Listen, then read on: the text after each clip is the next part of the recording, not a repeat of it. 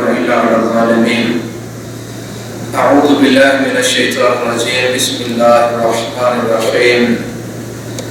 ولقد أرسلنا نوحا إلى قومه فقال يا قوم اعبدوا الله ما لكم من إله غيره أفلا تتقون. فقال الملأ الذين كفروا من قومه ما هذا إلا بشر مثلكم يريد أن يتفضل عليكم ولو شاء الله لأنزل ملائكة ما سمعنا بهذا في آبائنا الأولين.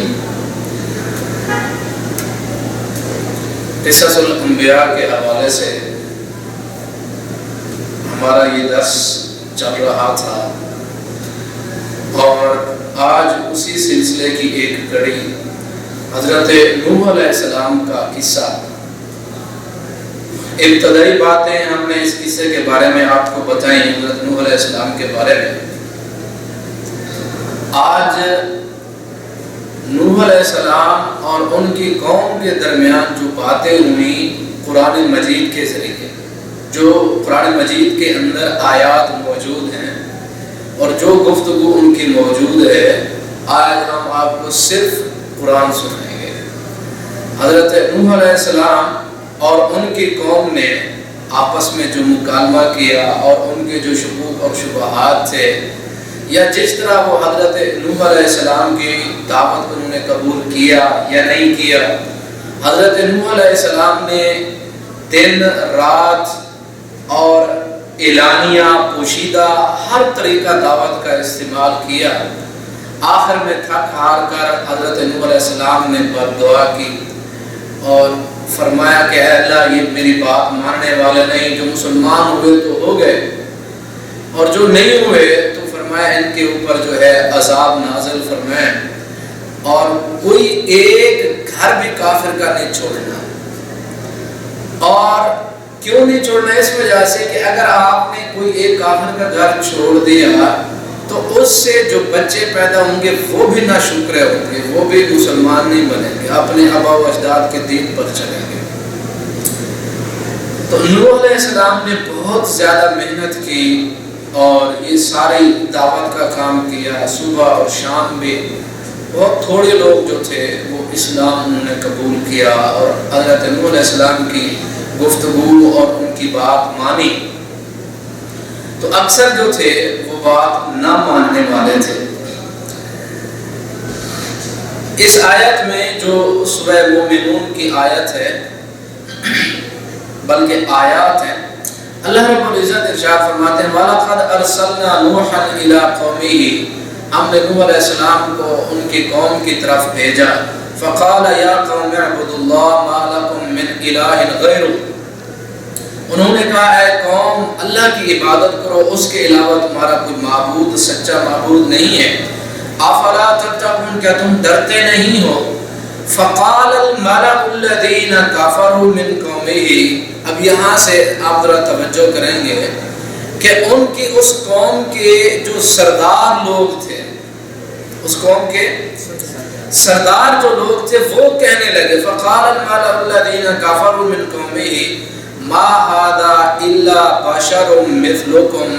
یہ تو تمہاری طرح کا انسان ہے، یہ تمہاری طرح کا مَا هَذَا إِلَّا بَشَرٌ مِثْلُكُمْ، یہ تو تمہاری طرح کا انسان ہے. اب اس شبہ کو آپ نے سمجھنا. ایک تو پہلے آپ یہ سمجھیں الا بشر مثلکم، یہ لفظ مثلکم کا کیا مطلب ہے؟ میم کے نیچے زیر مثلکم. تو بعض لوگ کہتے ہیں کہ یہ لوگ ایسے کیوں کہتے ہیں آپ صلی اللہ علیہ وسلم کو، کوئی آپ صلی اللہ علیہ وسلم ہماری طرح انسان، ایسا نہیں کہنا چاہیے، گستاخی ہے.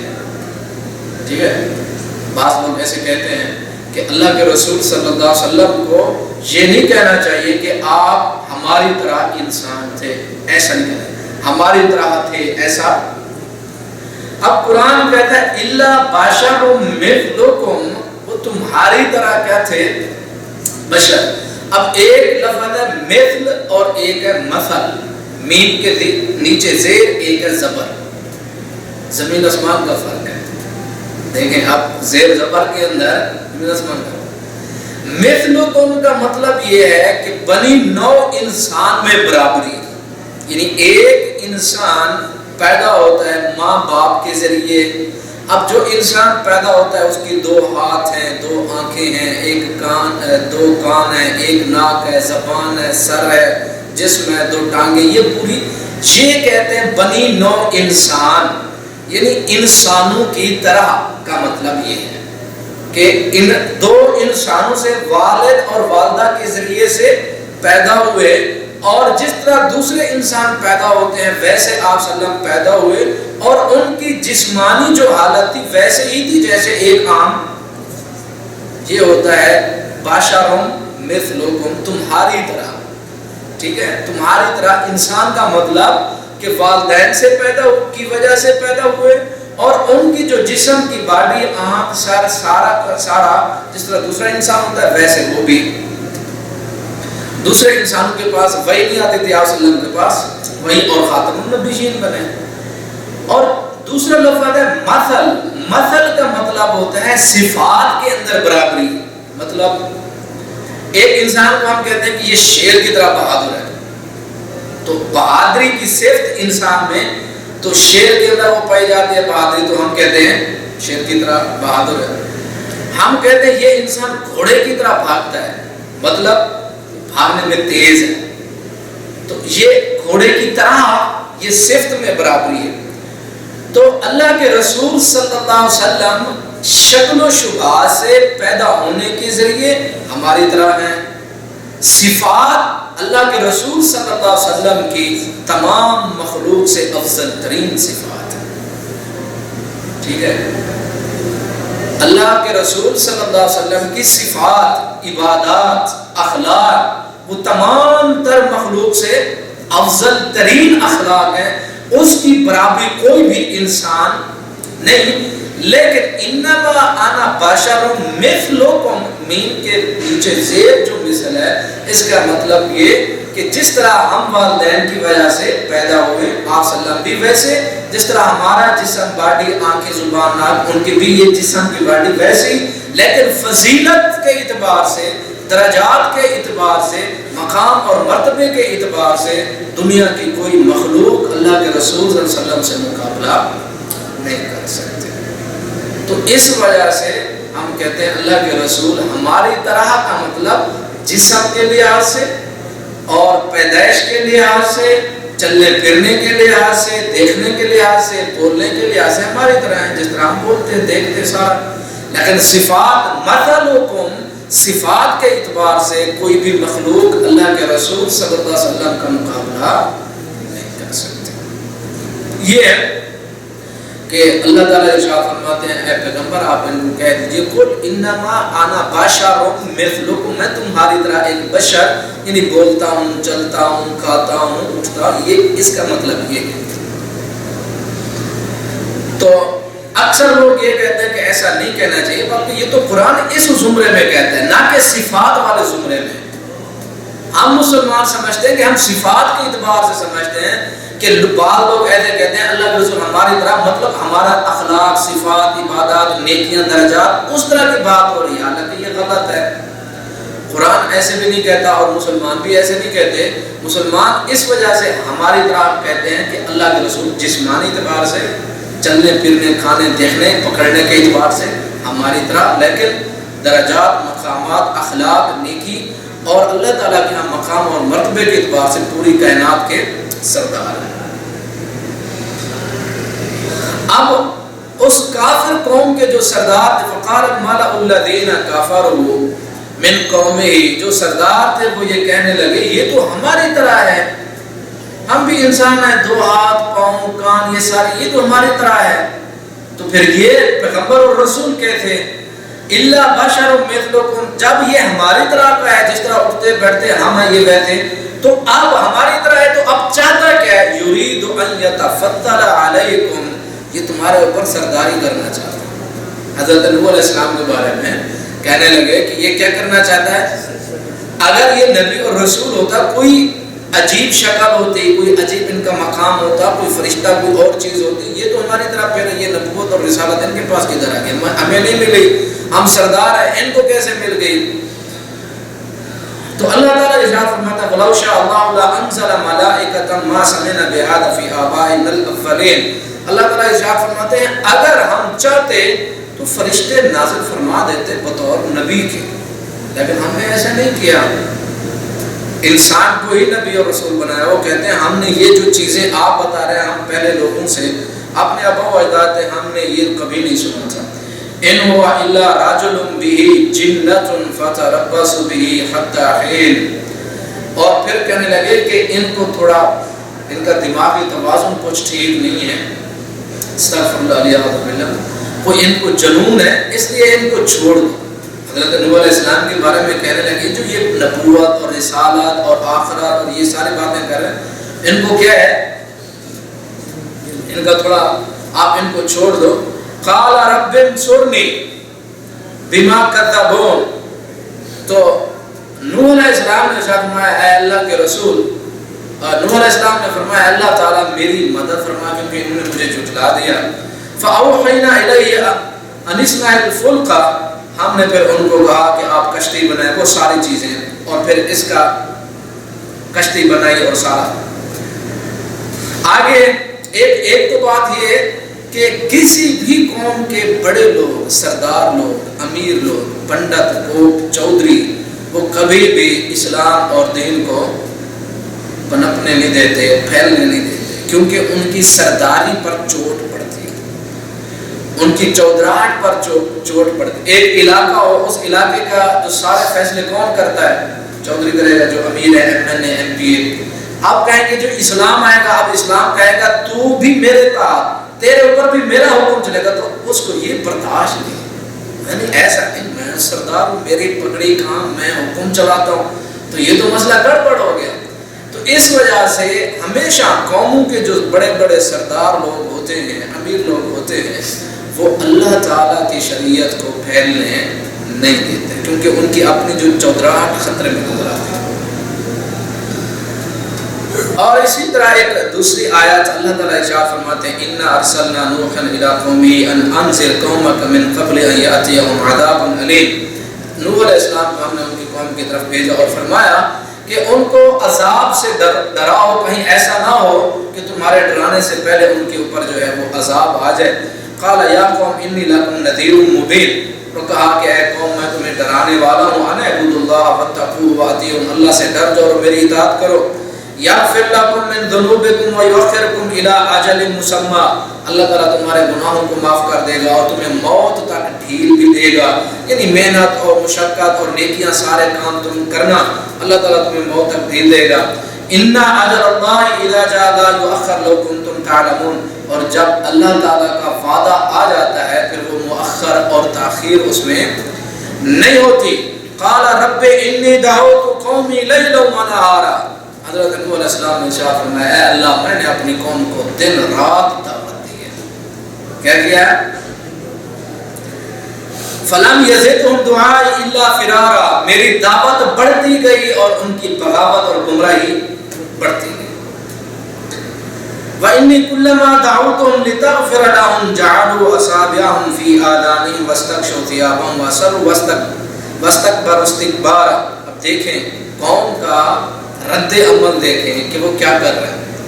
نوح علیہ السلام فرماتے ہیں کہ میں جب بھی ارادہ کرتا کہ ان کو دعوت دوں تاکہ وہ توبہ کریں، آپ ان کو معاف کر دیں، جعلوا اصابعہم فی آذانہم، اپنی انگلیوں کو کانوں کے اندر ڈال دیتے تھے، اپنی انگلیوں کو، کیا مطلب اپنے انگلیوں کو کانوں میں ڈال، مطلب یہ کہ وہ مخلوق سننا ہی نہیں چاہتی تھی، مجھے سننا ہی دل ہی نہیں کرتا تھا، رغبت ہی نہیں ہوتی تھی اس قوم کی کہ وہ میری گفتگو اور میری بات پر ذرا سا توجہ دے، اپنی انگلیوں کو کانوں میں ڈال لیتے تھے، اور پھر وَاسْتَغْشَوْا ثِيَابَهُمْ، اور اپنے اوپر کپڑے لے لیتے تھے، اپنے آپ کو ڈھانپ لیتے تھے، وَأَصَرُّوا وَاسْتَكْبَرُوا اسْتِكْبَارًا، اور اڑ گئے اڑیل قسم کے اور تکبر کرنے لگے۔ اب دیکھیں 3-4 صفات بتائی ہیں حضرت نوح علیہ السلام نے، سب سے پہلی بات ان کی توجہ نہیں، رغبت نہیں ہے، شوق نہیں ہے، تمنا آرزو نہیں ہے سننے کی۔ کس کو؟ اللہ کے رسول حضرت نوح علیہ السلام سننے کی کوئی تمنا آرزو شوق اور رغبت۔ آج ہم اپنے معاشرے میں دیکھیں ہمیں کتنا رغبت اور شوق انبیاء کی طرف ہے، مساجد کی طرف ہے، نیکیوں کی طرف ہے؟ نہیں۔ ہم اگر ٹمپریچر چیک کریں اس شوق کا، رغبت کا، تمنا کا، تو وہ تو 10% پہ نکلتا ہے۔ یعنی ہم مسلمان بھی آج اپنے پیغمبر کی سیرت کو پڑھنا، پڑھانا اور حتیٰ کہ اپنے گھروں کے اندر اس کی تعلیم دینا، سکھانا بچوں کو اور اپنے اولادوں کو، نسلوں کو، بیوی اور ماں باپ، بہن بھائیوں کو پڑھانا کہ یہ پیغمبر صلی اللہ علیہ وسلم کی سیرت ہے اور ہم نے ان کے نقش قدم پر چلنا ہے۔ ہم دیکھتے کچھ بھی نہیں ہے، لیکن ہم تو یہ سوال شروع کر دیتے ہیں کہ مولوی صاحب ہمیں یہ بتائیں یہ کام فرض ہے، واجب ہے، نفل ہے، مستحب ہے، مکروہ ہے، کیا ہے؟ اس کو بولو جی مستحب ہے، چھوڑو یار مستحب ہے نا، فرض تو نہیں نا۔ پھر مجھے حرام ہے کہ مکروہ ہے، جی مکروہ، اچھا مکروہ ہے، پھر کرتے رہو، کیا مشکل، حرام تو نہیں نا، لہذا کرتے رہو۔ ہم وہ سٹیج پوچھتے ہیں کہ جہاں ہم اینڈ پر کھڑے ہوں، نہ ثواب ملے نہ گناہ ملے، بس پورا ہو جائے، خلاص۔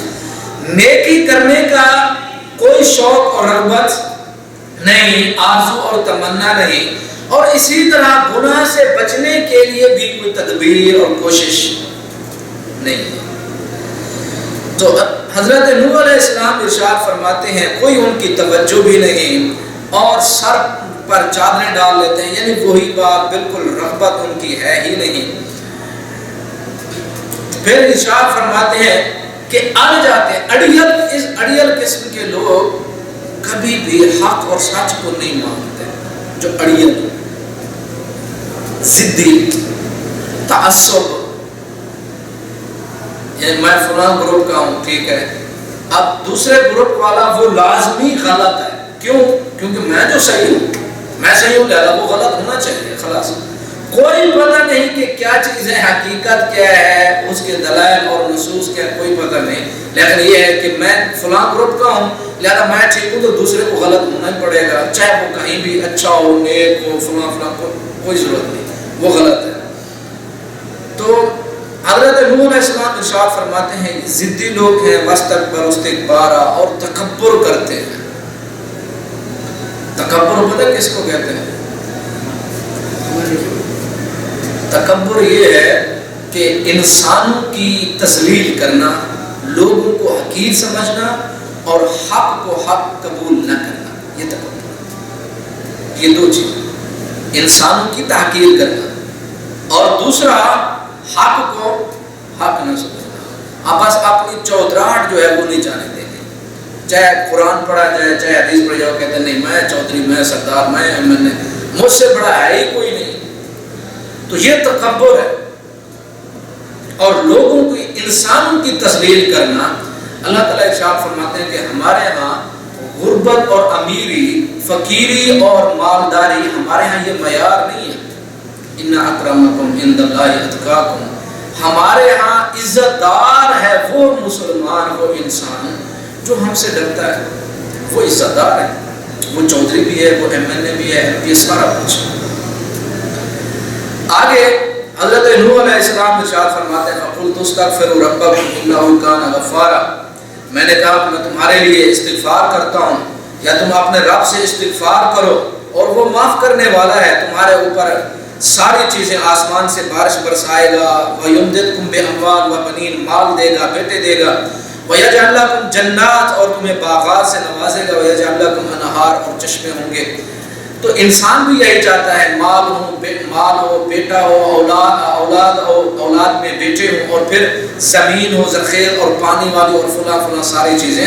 اللہ تعالیٰ ارشاد فرماتے ہیں جب تم فَقُلْتُ اسْتَغْفِرُوا رَبَّكُمْ اپنے رب سے استغفار کرو گے تو یہ ساری چیزیں ملے گی۔ اب یہ ساری باتیں کرنے کے بعد حضرت نوح علیہ السلام فرماتے ہیں مَا لَكُمْ لَا تَرْجُونَ لِلَّهِ وَقَارًا، کہ اے قوم میں دیکھتا ہوں تمہیں کیا ہو گیا ہے کہ اللہ کی قدر نہیں کرتے۔ اب صاف ظاہر ہے نعمتیں کون دیتا ہے؟ بارشیں، اولادیں، نسلیں، مال، دولت، کھانا پینا، زندگی، جوانی، سارا کچھ یہ اللہ دیتا ہے، تو وَمَا لَكُمْ لَا تَرْجُونَ لِلَّهِ وَقَارًا، تو اللہ کی تم عزت اور قدر کرتے کیوں نہیں؟ کیا مسئلہ ہے؟ وجہ کیا ہے؟ سبب کیا ہے؟ آخر کوئی چیز ایسی ہے جو اللہ سے تمہیں پھیر رہی ہے، وہ کیا چیز ہے؟ وَمَا لَكُمْ لَا تَرْجُونَ لِلَّهِ وَقَارًا وَقَدْ خَلَقَكُمْ أَطْوَارًا، اللہ تعالیٰ نے تمہیں مختلف طریقوں سے پیدا کیا، کیا تم یہ دیکھتے نہیں کہ اس نے ساتوں آسمانوں کو بنایا تہ در تہ، اور چاند بنایا اس میں نور، اور سورج کو چمکتا ہوا بنایا، اور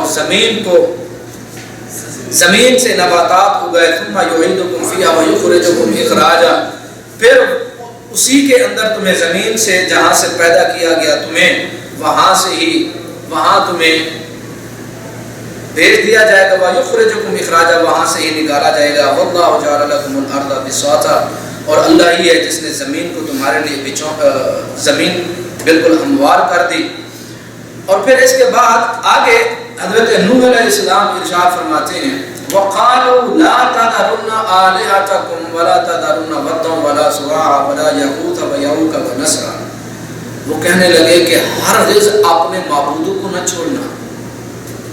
کافر یہ ساری دعوت دینے کے بعد نوح علیہ السلام نے دعوت دی، سارا کچھ کیا، اس کے بعد کہتے ہیں وَقَالُوا لَا تَذَرُنَّ آلِهَتَكُمْ وَدًّا وَلَا سُوَاعًا وَلَا يَغُوثَ وَيَعُوقَ وَنَسْرًا، یہ 5 بت تھے اور نیک لوگ تھے، ٹھیک ہے، نیک لوگ تھے، جب وہ فوت ہوئے انہوں نے کیا کیا؟ بت بنا لی۔ تو جس طرح آپ حضرات کو پتہ ہے کہ دنیا میں شرک کی ابتدا کہاں سے ہوئی؟ وہ نیک لوگوں کے بتوں کو پوجنے سے، آج بھی وہ سلسلہ ہے۔ تو کبھی بھی کوئی انسان یہ نہیں کہتا کہ ہم اس بت کو سجدہ کر کے اس کی عبادت کر رہے ہیں، نہیں، وہ کہتے ہیں تھوڑا کچھ ہوتا ہے، یہاں سے بھی تھوڑا ہوتا ہے، زیادہ نہیں ہوتا، تھوڑا ہوتا ہے۔ تو یہ تھوڑا بھی اللہ تعالیٰ کو پسند نہیں ہے۔ شرک کی اگر ایک رمق بھی انسان کے اعمال میں آتی ہے تو اللہ تعالیٰ کو قبول نہیں ہے۔ تو شرک کی ابتدا جو ہے وہ انہی سے ہوئی تھی، تو انہوں نے اپنے نیک لوگوں کے بت بنائے، پھر ان کو پوجنا جو ہے وہ شروع کر دیا تھا۔ آگے ایک سورہ یونس کی آیات ہیں، وہ سنیں۔ اللہ رب العزت ارشاد فرماتے ہیں وَاتْلُ عَلَيْهِمْ نَبَأَ نُوحٍ، نوح کی ہم آپ کو خبریں بتاتے ہیں۔ اِذْ قَالَ لِقَوْمِهِ، جب انہوں نے اپنی قوم کو کہا یا قوم ان کان کبر علیکم مقامی وتذکیری بآیات اللہ فعلی اللہ توکلت فاجمعوا امرکم، اگر میرا مقام اور میری نصیحت تمہارے اوپر گراں گزرتی ہے تو پھر تم ایسا میں اللہ پر توکل کرتا ہوں، فاجمعوا امرکم وشرکاءکم، اور تم اپنی ساری طاقت قوت کو ملا لو اور اپنے شرکاء کو بھی ملا لو، پھر اپنے اس معاملے کو پوشیدہ نہیں کرنا، علن اعلان ہر بندے کو کہو جو میرا مخالف ہے اکٹھا کر کے لے آؤ، تم مقدو الیہ ولا تنذرون، پھر تم نے میرا جو کچھ بگاڑنا ہے بگاڑ لو، مجھے ٹھیک نہ دو، کیونکہ ان کو تو اللہ تعالیٰ پر اعتبار اور بھروسہ اور یقین تھا۔ تو انہوں نے کہا کہ اگر تم میری نصیحت کو قبول نہیں کرتے اور میری نصیحت تمہیں اچھی نہیں لگتی تو پھر تم ایسا کرو اکٹھے ہو جاؤ سارے، پھر جو کچھ تم نے میرے ساتھ کرنا ہے کر کے دکھاؤ، پتہ چل جائے گا۔ میں تمہیں کہہ رہا ہوں کہ میری نصیحت قبول کرو، اطاعت کرو، اللہ کا عذاب نہ آ جائے، تمہیں پسند ہی نہیں ہے۔ آگے اللہ تعالیٰ ارشاد فرماتا ہے وَلَقَدْ أَرْسَلْنَا نُوحًا إِلَىٰ قَوْمِهِ، ہم نے نوح علیہ السلام کو ان کی قوم کی طرف بھیجا، انی لکم نذیر مبین، وہ کہنے لگے میں تمہارے لیے ایک ڈرانے والا ہوں، اللہ تعبدوا الا اللہ انی اخاف علیکم عذاب یوم علیم۔ اب دیکھیں جو ایک اب دوسری یہ قرآن مجید کی دوسری آیت ہے، دوسری سورہ ہے، فقال الملأ الذین کفروا من قومه، اور اس قوم کے جو سردار تھے وہ کہنے لگے ما نراک الا بشرا مثلنا، پھر وہی مسئلہ آ گیا کہ تو ہماری طرح کا بندہ ہے، وما نراک اتبعک الا الذین هم ارادلنا بادی الرأی وما نرا لکم علینا من فضل۔ یہ بڑی سمجھنے والی آیت ہے کہتے ہیں کہ فما نراک اتباک الا الذین هم اراذلون بادی الرأی، آپ کی ہمارے ہاں بھی کوئی حیثیت نہیں ہے، اور آپ کی جو اتباع اور پیروی کرنے والے ہیں وہ بھی موٹے عقل کے ہیں، بادی الرأی، اور چھوٹے طبقے سے وہ لوگ ہیں، کوئی امیر ہوتے آپ کی بات مانتے، کوئی پنڈت، کوئی پوپ، کوئی چودھری، کوئی فلاں بڑے بڑے وہ مانتے آپ کو تو ہم بھی مان لیتے، آپ کے اطاعت کرنے والے اور آپ کی بات کو ماننے والے کون ہیں؟ غریب لوگ ہیں، اور جن کو علم نہیں، جن کو عقل نہیں، وہ سارے کے سارے کیا ہیں؟ آپ کی بات کو ماننے والے۔ آج بھی آپ دیکھیں جس طرح آپ صلی اللہ علیہ وسلم کو بھی مشرکین مکہ کے جو سردار تھے انہوں نے بھی یہی کہا تھا کہ اے اللہ کے رسول ہم آپ کی بات کو سننے کے لیے تیار ہیں، ہم آتے ہیں آپ کے پاس، لیکن مسئلہ یہ ہے کہ آپ کے پاس جو غریب لوگ بیٹھے ہوتے ہیں ان کو مجلس سے اٹھا دیں۔ تو اللہ کے رسول صلی اللہ علیہ وسلم کچھ تیار ہوئے، انہوں نے سوچا کہ ممکن ہے یہ بات میری مان لیں، تو اللہ تعالیٰ نے سورہ مبارکہ نازل فرمائی عبس وتولی، تو اللہ تعالیٰ نے منع کر دیا کہ یہ جو مسلمان اور مومن غریب آپ کے پاس بیٹھے ہیں ان کو اٹھانے کی ضرورت نہیں، وہ ایمان نہیں لاتے تو نہ لائیں۔ ایک جگہ اللہ تعالیٰ ارشاد فرماتا ہے وَإِذَا جَاءَكَ الَّذِينَ يُؤْمِنُونَ بِآيَاتِنَا، اگر آپ کے پاس مسلمان اور مومن وہ لوگ آئیں جو ہماری آیات پر یقین رکھتے ہیں، فَقُلْ سَلَامٌ عَلَيْكُمْ، آپ ان پر سلام کہیے اور دعا کیجئے کہ اللہ تعالیٰ کی تمہارے اوپر کیا ہو؟ سلامتی ہو، یعنی تعریفی کلمات ان کے لیے زبان سے آپ جاری کیجئے، فَقُلْ سَلَامٌ عَلَيْكُمْ۔ ایسا نہیں ہے کہ وہ غریب ہوں اور یقین اور مسلمان ہوں اور مومن ہوں تو اس وجہ سے وہ اٹھا دیے جائیں کیونکہ ان کی پوشاک اچھی نہیں، کیونکہ ان کا لباس اچھا نہیں، کیونکہ ان غریب ہیں، کیونکہ ان کے پاس کھانا پینا نہیں، کیونکہ ان کے پاس سونا چاندی روپیہ مال دولت نہیں، اس وجہ سے کہ ان کا ایمان بھی کم درجے کا ہو، ایسا نہیں ہے۔ اللہ تعالیٰ فرماتے ہیں نا، غریب ہوں یا مسکین ہوں، امیر ہوں یا مزدور ہوں، چھوٹے طبقے سے یا بڑے طبقے سے، اگر وہ مجھے مانتے ہیں، ایمان لاتے ہیں، یقین رکھتے ہیں، اعمال ان کے اچھے ہیں، میرے ہاں ان کی بڑی قدر و منزلت ہے، ان اکرمکم عند اللہ اتقاکم۔ لیکن اگر ایک بہت بڑا امیر انسان، سونے کے پہاڑ اس کے پاس، سارا مال دولت اس کے پاس، پوری دنیا کا حکمران، لیکن اگر وہ ہمارے اوپر ایمان نہیں لاتا تو اس غریب کے ایمان کا مقابلہ بھی نہیں کر سکتا۔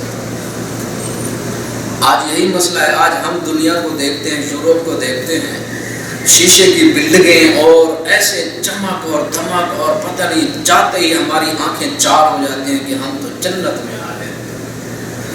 اور جو بھی انسان وہاں سے پلٹتا ہے، آتا ہے، پہلے وہ اپنے ملک والوں کو گالیاں ضرور دیتا ہے کہ یہ کوئی زندگی ہے، یہ کوئی ملک ہے، یہ کوئی طریقہ ہے، یہ کوئی اصول ہے، یہ کوئی زندگی ہے، یہ کوئی جینا ہے، یہ وہ بھی کیا ہو گیا، تم کہاں سے آئے بھائی، کوئی جنت سے ہو کر آ گئے ہو۔ مسئلہ یہ ہے کہ غربت یا امیری مسئلہ نہیں ہے، مسئلہ یہ ہے کہ کون سا انسان اپنے خالق کو پہچانتا ہے، بس۔ یہ تو نعمتیں ایسی ہیں، آج ان کے پاس ہے، مغرب کے پاس ہے نا، کل تو ہمارے پاس تھیں، کل مسلمانوں کے پاس تھیں۔ یہی جو مغرب کے لوگ ہیں، ایک وقت ایسا تھا ان کو نہانا بھی نہیں آتا تھا، ان کے گھروں میں جو غسل کرنے کی جگہ وہ بھی نہیں ہوتی تھی، یہ سالوں کے ساتھ نہاتے، غسل بھی نہیں کرتے تھے۔ مسلمانوں نے ان کو سکھایا، مسلمانوں کے گھروں میں اور جو نہانے کی علیحدہ جگہیں ہوتی یا پھر اس کے علاوہ دوسری جگہیں ہوتی، وہ ان کو دیکھتے اور حیران ہوتے کہ یہ کیا، لوگ یہ روزانہ نہاتے، فلاں یہ وہ، حیران ہوتے اور سمجھتے کہ یہ ترقی کے بہت زیادہ انہوں نے ترقی کر لی۔ وہاں سے مسلمانوں سے یہ لیتے مسلمان نیچے چلے گیا، وہ اوپر آ گئے۔ اب وہ کہتے ہیں کہ ہم، کیونکہ ہمارے پاس شیشے کی بلڈنگیں ہیں، ہمارے پاس سونے کے پہاڑ ہیں، لہذا دنیا کے مخلوق کے، اس کائنات کے رب بھی ہم ہیں، دنیا کا ماما بھی میں ہوں، میری بات مانو۔ کل جو چیزیں ہمارے پاس تھیں آج اس کے پاس ہے تو کیا مشکل ہے؟ کل وہ غریب تھے ہم امیر تھے، آج وہ امیر ہیں ہم غریب ہیں دنیا کے اعتبار سے۔ یہ تو اللہ تعالیٰ فرماتا ہے تلک الایام نداولها بین الناس، یہ تو ایام انسانوں کے درمیان گھومتے رہتے ہیں، کبھی ہار کبھی جیت۔ یہ تھوڑی ہے کہ قیامت تک ایک پوری قوم اور نسل قیامت تک عروج ہی عروج دیکھے، ایسا نہیں ہے۔ ایک نسل ہوتی ہے عروج دیکھتی ہے اور دوسری نسل آتی ہے وہ اپنے کام الٹے کرنا شروع کر دیتے ہیں، تو اس کا الٹا دور شروع ہو جاتا ہے اور اس سے وہ نعمتیں چھین لی جاتی ہیں اور اس سے اللہ تعالیٰ کی رحمتیں چھین لی جاتی ہیں اور پھر دوسری قوم کو دے دی جاتی ہیں جو محنت کرتی ہے۔ آپ کو پتہ ہے جاپان کے اندر کوئی ایسا گھر نہیں ہے جس میں چھوٹا کارخانہ نہ ہو۔ یہاں تو ہم سپیئر پارٹس اگر خریدیں تو پھر پتہ نہیں کہاں کہاں سے وہ آتے ہیں۔ اس پورے سعودی میں بھی جو سعودی ہیں سگنیچر بھی وہ پتہ نہیں انگوٹھا لگاتے ہیں، سگنیچر کیا کرتے ہیں۔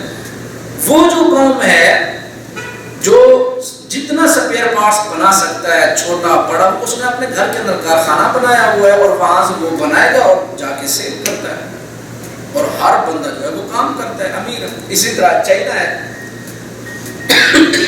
چائنا کے اندر کوئی بندہ ایسا نہیں ہے آپ کو جو فارغ ملے نہ، سرکاری تحویل میں ہے، پڑھے گا، جب کام کا ٹائم آئے گا تو اس کو کام کوئی نہ کوئی دھندا اور کام ضرور کرنا پڑے گا۔ یہاں تو ہماری اپنی مرضی ہے نا، ایک گھر کے اندر اگر 6 بیٹے ہو گئے تو 2 بڑے جو بیٹے ہیں ان کی ذمہ داری جو بھی کماؤ اور سب کو پالو، سب پھر عیاشی کریں ان کی۔ ہاں تو ہم مسلمانوں میں یہ جو عیاشی آ گئی ہے تو اس قسم میں تو پھر وہ محنت نہیں رہی، دماغی صلاحیتیں وہ نہیں رہی، خاص طور پر ٹیکنالوجی اور سائنس کے اندر کچھ بھی ہم نہیں کر رہے اور سارا کچھ کہتے ہیں ٹھیک ہے وہ جو کریں گے وہی کریں گے، وہاں سے جو آئے گا ٹھیک ہے، تو پھر صاف ظاہر ہے جو محنت کرتا ہے وہی پاتا ہے۔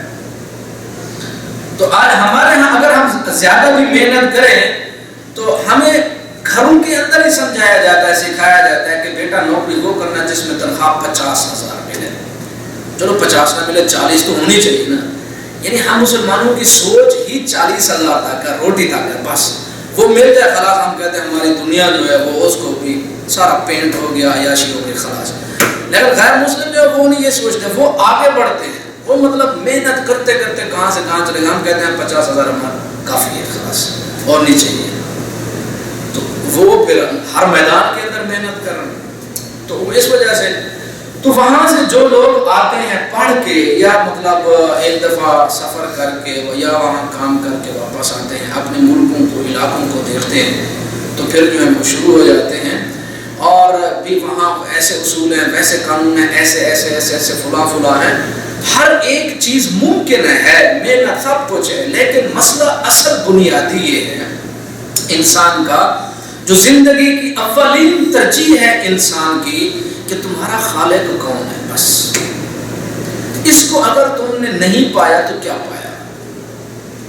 اگر اللہ کو پا لیا تو سب کچھ پا لیا، کیونکہ مرنے کے بعد، اور یہ بات یاد رکھیں کہ مستقبل جو ہے وہ مسلمان کا ہے، کسی کافر کا نہیں ہے، یہ اٹل بات ہے۔ مستقبل کس کا ہے؟ کیا مطلب؟ یعنی مرنے کے بعد والی جو زندگی ہے وہ کس کی ہے؟ مسلمان کی ہے۔ کہ کافر جنت میں جائے گا؟ ہاں نہیں جائے گا، اس کا مستقبل نہیں ہے، اور اس مستقبل کے بارے میں بتائے گا تو مسلمان بتائے گا، اور وہی انسان بتائے گا جو اپنے خالق اور مالک کو پہچانتا اور جانتا ہے۔ تو اس وجہ سے کسی بھی انسان یا کسی بھی تہذیب کو دیکھ کے بندہ اپنے گھر کو نہ توڑ دے کہ میں وہاں شیشے کے گھر دیکھ لیا تھا، یہاں بھی ہونا چاہیے، اور اپنے باپ کو گالیاں دینا شروع کر دے کہ تو نے کیا کمایا۔ بندہ وہاں محنت سارا کچھ دیکھ کر آئے، بہتر کرنے کی کوشش کرے کہ میرا گھر بہتر کیسے بن سکتا ہے، یہ ذہن پیدا نہ ہو کہ گھر کوئی گالیاں شروع ہو، یہ الٹا دماغ ہونا چاہیے۔ آگے نوح علیہ السلام کی جو قوم تھی انہوں نے کہا ہم ارادلنا بادی الرائی، ان کی تو کوئی سوچ نہیں، چھوٹے لوگ ہیں، تو انہوں نے کہا وما نرى لكم علينا من فضل، اور ہم دیکھتے ہیں کہ آپ کے پاس اتنا کوئی مال و متاع بھی تو نہیں نا، آپ بھی تو غریب ہو، کوئی ہماری ہم سے زیادہ فضیلت بھی آپ کے نہیں ہے کوئی مال دولت فلاں فلاں فلاں، کچھ بھی تو نہیں، آپ کے پاس بھی کچھ نہیں ہے. بل نظنکم کاذبین، بلکہ ہم آپ کو جھوٹا سمجھتے ہیں. یہ بات آپ یہاں ایک نکتہ سمجھیں. دنیا کے لوگوں کی جو سوچ ہے وہ یہ کہ سچا وہ ہوتا ہے جس کے پاس مال دولت ہوتا ہے. ٹھیک ہے، سچا کون ہوتا ہے؟ جس کے پاس مال و دولت ہو، گھر بار اچھا ہو، 4-5 گاڑیاں ہوں، اور پھر ایک پنڈت پوپ چودھری MLA MP ہو، وہ سچا ہوتا ہے. اور دوسرے آدمی جو غریب اور مسکین جتنا بھی سچ بولے وہ سچا نہیں، جھوٹا ہے. کیوں؟ اس وجہ سے اس کے پاس مال نہیں. یہی وہ کہتے ہیں ہمارے اوپر تمہیں کوئی فضیلت نہیں، تمہارے پاس تم بھی غریب، تمہاری اتباع کرنے والے بھی غریب. اس کا مطلب ہم تو تمہیں جھوٹا سمجھتے، تم سچے نہیں ہو. سچے ہوتے تو اللہ تمہاری مدد کرتا، خزانے ہوتے، فلاں سونے کے پہاڑ ہوتے. اللہ تعالیٰ فرماتے ہیں دنیا میں ہمارا یہ اصول ہے ہی نہیں. کیوں؟ اکثر اللہ تعالیٰ کا اصول اور ضابطہ اور قانون یہ ہے کہ اللہ تعالیٰ ایک مسلمان کو نیچے سے اٹھاتے ہیں اور بلندیوں تک لے جاتے ہیں، اور وہ سب کا سردار بن جاتا ہے. کمزوریاں یعنی انسانی مالی کمزوریاں، افرادی کمزوریاں، دکھ تکلیفیں پریشانیاں، لیکن اللہ تعالیٰ اس کو سردار بنا دیتا ہے. آپ صلی اللہ علیہ وسلم پیدا ہوئے، والد پہلے فوت ہو گئے، والدہ فوت ہو گئی، کوئی پرورش کرنے والا، کوئی دیکھ بھال کرنے والا، لیکن اللہ تعالیٰ نے کیا بنا دیا؟ یہ تو اللہ تعالیٰ کی طاقت ہے. ان اللہ علی کل شیء قدیر. ضروری نہیں ہے کہ جس کے پاس مال دولت ہو وہ سچا ہو، یہ ضرور اللہ تعالیٰ کے یہاں یہ کوئی کلیہ اصول ضابطہ نہیں ہے. بلکہ حضرت نوح علیہ السلام ارشاد فرماتے ہیں یا قوم لا اسألکم علیہ مالا ان اجری الا علی اللہ. اے قوم، جو میں بات کرتا ہوں اس پر میں تم سے اجر کا سوال نہیں کرتا کہ تم مجھے پیسے دو، میں اس کا سوال نہیں کرتا ہوں. اور پھر آگے سنیں کیا کہتے ہیں وما انا بطارد الذین آمنوا انہم ملاقو ربہم. اور نہ میں ان لوگوں کو چھوڑنے والا ہوں جن کو تم حقیر سمجھتے ہو، ان کو بھی میں چھوڑ نہیں سکتا. ولکنی اراکم قوما تجہلون، لیکن میں یہ ضرور سمجھتا ہوں تم جاہل ہو، جہالت تمہارے اندر کوٹ کوٹ کے بھری. آخری بات حضرت نوح علیہ السلام فرماتے ہیں یا قوم من ینصرنی من اللہ ان ترکتہم افلا تذکرون. اگر میں ان کو چھوڑ دوں تو اللہ کے مقابلے میری کون مدد کرے گا؟ ولا اقول لکم عندی خزائن اللہ، میں یہ نہیں کہتا کہ میرے پاس اللہ کے خزانے ہیں. کیا ہے؟ میں یہ نہیں کہتا کہ میرے پاس اللہ تعالیٰ کے کیا ہے؟ خزانے. ولا عالم الغیب، اور غیب کا علم بھی میرے پاس. یہ کون کہہ رہا ہے؟ نوح علیہ السلام کہہ رہے ہیں کہ میں غیب کا علم. تو ہم میں سے بہت سارے لوگ کہتے ہیں کہ انبیاء غیب کو جانتے ہیں. کیسے جانتے ہیں؟ قرآن کہتے ہیں کہ ولا عالم الغیب، میں غیب نہیں جانتا. ولا اقول انی ملک، اور میں یہ بھی نہیں کہتا کہ میں فرشتہ ہوں، اور میں یہ بھی نہیں کہتا کہ میں. نور اور بشر کا مسئلہ ہی ختم ہے. انبیاء نور سے پیدا نہیں ہوئے، کس سے پیدا ہوئے ہیں؟ مٹی سے. نور سے پیدا ہوئے ملائکہ، اور آگ سے پیدا ہوئے جن. تو نور اور بشر کا مسئلہ کہاں سے آ گیا کہ بشر ہیں نور نہیں، نور ہیں بشر ہیں؟ اصل میں ہم ایسی قوم ہیں جو کام کرنے والے ہیں، اس کے بارے میں سوال نہیں کرنا. مولوی صاحب سے یہ نہیں پوچھنا کہ 5 اگر بندہ نمازیں نہ پڑھے کوئی گناہ ہوتا ہے، فرض نماز ہے، فرض بندہ نہ پڑھے تو اس کا ایمان رہتا ہے، یہ نہیں پوچھیں گے. تو مولوی صاحب جلدی کہے کہ نماز نہیں پڑھو گے کافر ہو جاؤ گے، یہ نہیں پوچھنا، کیونکہ یہ سخت بات ہے، دل نہیں کرتا. یہ ضرور پوچھنا ہے، مناظرے کا ضرور پوچھنا ہے. اچھا اللہ تعالیٰ کہاں ہے؟ آدم علیہ السلام کا جنازہ کس نے پڑھایا تھا یہ بتاؤ. یار یہ تو بڑا پوچھنے والی بات. آپ نے قبر میں اس کا جواب دینا ہے. اچھا جی آپ صلی اللہ علیہ وسلم کا جنازہ کس نے پڑھایا تھا؟ اچھا آدم علیہ السلام سے پہلے کون سی مخلوق تھی؟ اللہ رب العزت عرش پہ ہے، وہ کیسے ہے، کس طرح ہے؟ اچھا یہ بتاؤ قبر میں عذاب بندے کو کیسے ہوتا ہے؟ وہ بندہ تو پانی میں ڈوب کے مر گیا، کیسے عذاب ہوگا؟ اب قبر میں تجھ سے سوال ہوگا کہ تجھے اس کا پتہ تھا یا نہیں تھا. لیکن جو پوچھنے والے مسائل ہیں وہ نہیں پوچھیں گے کہ نماز چھوڑیں گے گناہ کریں گے کیا ہوگا, ہماری ذمہ داری کیا ہے, ہمارے فرائض کیا ہے, علم سیکھنا ہے نہیں سیکھنا ہے کیا نہ, اپنی ذمہ داری نہیں پوچھنی. ویسے مناظر بننا ہے اور کسی کو چپ کرانا, 2-3 مسئلے بندہ یاد کر لے خلاص, اچھا یہ بتاؤ, بات ختم, وہ بندہ بڑا ہو گیا, زندہ بات ہو گیا. یا پھر ایسے ہوتا ہے کہ ایک بندہ جو ہے وہ اٹھتا ہے, وہ ایک بہت بڑے عالم دین کے خلاف باتیں شروع کر دیتا ہے, اس کے خلاف باتیں کرے گا تو وہ لوگ کہیں گے اچھا اتنا بڑا آدمی ہے اس عالم کے متعلق باتیں کر رہا ہے, اس کا مطلب ہے کہ اس کے پاس بہت زیادہ علم ہے. جو کام کرنے والا ہے وہ کرو, جو سیکھنے والا ہے وہ کرو, جو عمل کرنے والا ہے وہ پوچھو کہ ہمیں کیا کرنا ہے کیا نہیں کرنا. لیکن دوسری طرف ہم سب برے صغیر کے جو لوگ ہیں ہم سب مناظر ہیں اور کچھ بھی. ایک مسجد کے اندر ہم ناش کر رہے تھے پہلی دفعہ, تو انہوں نے کہا کہ مولوی صاحب مجھے یہ بتاؤ کہ امام کے پیچھے سورہ فاتحہ پڑھنی چاہیے نہیں پڑھنی چاہیے. 2-3 اور بھی آدمی اکٹھے ہو گئے, اور یہ موضوع بڑا دلچسپ ہے مناظرے والا. یہاں کوئی انسان کو ٹینشن بھی نہیں ہوتی ہے کہ کچھ کرنا ہے نہیں کرنا خلاص. تو میں نے کہا اس کا تو مجھے نہیں پتا, لیکن مجھے یہ پتا ہے کہ جس بندے کو نماز آتی نہیں, سورہ فاتحہ آتی نہیں, اس کی قبول نہیں ہوتی. آپ مجھے سناؤ میں تمہیں سکھاؤں گا نہیں آتی. کہتا مول صاحب وہ بات چھوڑو, سکھانے والی سیکھنے والی چھوڑو, مجھے یہ بتاؤ کہ پڑھنا ہے کہ نہیں پڑھنا, بھی آئے گی تو پڑھے گا نا. وہ وہی مناظرہ دماغ, مناظرے والا دماغ. تو سب سے پہلے بندے کو جو کچھ کرنا ہے وہ سیکھے, مناظر نہ بنے. اور ہاں جہاں اگر مناظر بننا ہے وہاں بننا چاہیے بندے کو. کسی کافر سے اگر آپ کو ڈیبیٹ کرنا ہے تو آپ اپنا اسلام سیکھو, اس کو سمجھو, ہم وہ نہیں کریں گے. لیکن مناظرہ کون سا کرنا ہے, جھگڑے والا. تو حضرت نوح علیہ السلام ارشاد فرماتے ولا اقول انی ملک, میں فرشتہ بھی نہیں, ولا اقول للذین تزدری اعینکم, اور جن کو تم حقیر سمجھتے ہو اللہ تعالیٰ ان کو بھی اپنی خیر سے نوازے گا. اللہ اعلم بما فی انفسہم, اللہ جانتا ہے کہ ان کے نفوس کے اندر جو تقوی ایمان ہے. اذا لمن الظالمین, اگر میں ان سب لوگوں کو چھوڑ دوں تو پھر تو یہ سیدھی بات حق والی بات تو نہیں ہوگی.